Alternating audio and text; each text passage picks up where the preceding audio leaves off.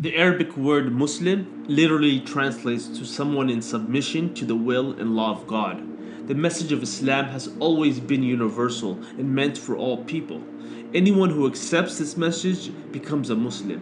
One out of every four persons on this earth is a Muslim. This faith claims 1.8 billion followers, which equates to about 24% of the global population. While Islam is currently the world's second largest religion after Christianity, Islam is the fastest growing religion. Muslims are projected to surpass Christians in about 2070 as the largest religious group in the world. While many may associate Islam with countries in the Middle East, only 18% of Muslims are Arabs. Muslims represent the majority population in a total of 56 countries. The Muslim population is a diverse community of believers spanning the globe. Many Muslims reside in Europe, Southeast Asia, and in the West. Islam is not limited to one ethnicity or group of people. Indeed, Muslims are made up of people from a variety of ethnic backgrounds, races, cultures, and national origins. Whereas more people call themselves Christians as opposed to Muslims, the religion that claims the most followers actually practicing their religion and its rituals are Islam. A higher percentage of Muslims is practicing Islam than Christians practicing Christianity.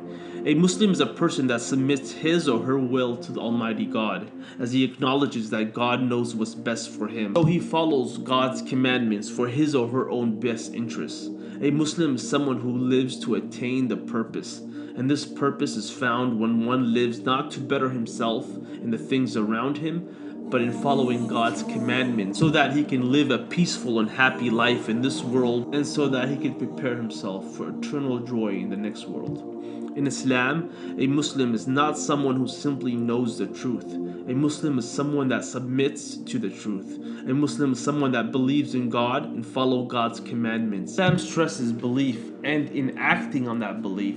Mere faith counts for nothing if not carried into practice. The purpose of Islam is not knowledge, it is submission. No belief by itself can bring salvation. To simply just know God is one and that Muhammad is his last and final messenger is not enough. A Muslim is someone that doesn't make wealth, health, and power the ultimate aims of his life. Whereas Muslims use these assets as a means to living, it is not their ultimate aim or goal. A Muslim has a much bigger aim in life than gathering of temporary material goods. Since the life of Prophet Muhammad is full of countless examples that show his status as a role model for mankind, for societies, and for individuals, one can find truths in Prophet Muhammad's life that constitute an example for them to follow. His life was a reflection of good manners, superior morality, generosity, good habits, politeness, respect, gentleness, noble feelings, and wisdom from God, all of which help mankind live a better, peaceful, easier life of good. Muslims attempt to emulate the Prophet Muhammad's faith, behavior, attitude, patience, charity, compassion, righteousness, and piety. The act of emulating the Prophet is called Sunnah. The term Sunnah is a concept that means the way or the practice of.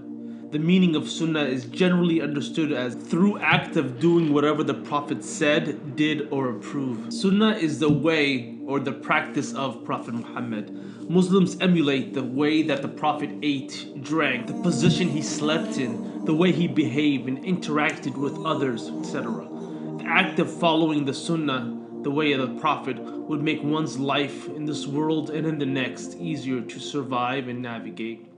Emulating the Prophet would also keep one from falling into error or sin. Prophet Muhammad was the sacred model for mankind to emulate and follow, as he was sent by God as an example how one should live his life to the best of his ability. Thus, Muslims study the biography of the Prophet Muhammad, which they call Seerah. Muslims believe the easiest road to goodness, to moral excellence and success in this life and the hereafter comes through an emulation of the Prophet. The teachings of Prophet Muhammad acts as a mercy and healing for all of mankind. Islam is such a natural way of life that its rules, regulations, and recommendations become easy to adopt. Islam is not merely a religion, it is a way of life, a holistic way designed by the Almighty to benefit the one that follows it. In Islam, the worship of God consists of every act, belief, statement, or sentiment of the heart which God approves of and loves. Anything that brings a person closer to his Creator would be considered an act of worship. It includes physical and external forms of worship, like the daily ritual prayers that Muslims are prescribed to, fasting, and charity.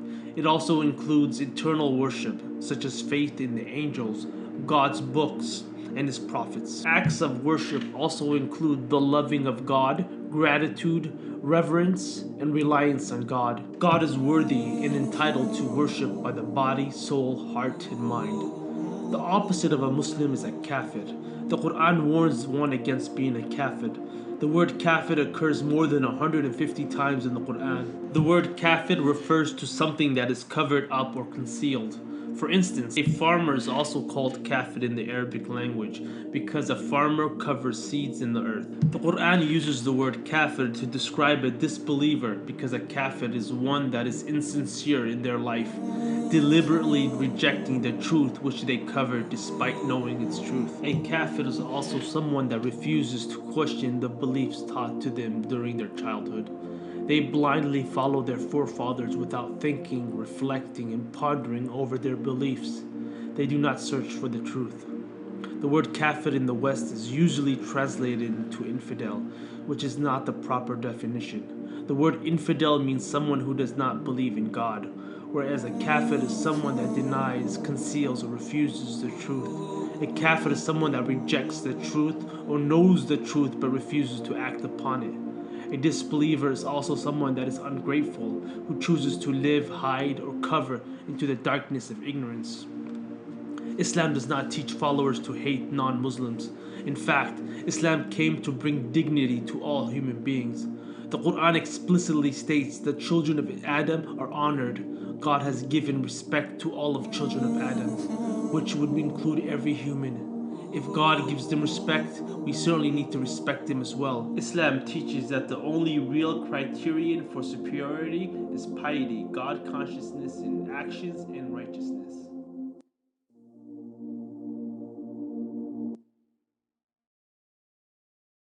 Our Prophet narrated, "Whoever guides another to a good deed will get a reward similar to the one who performs it." So please like, subscribe, and share this video. Assalamu alaikum.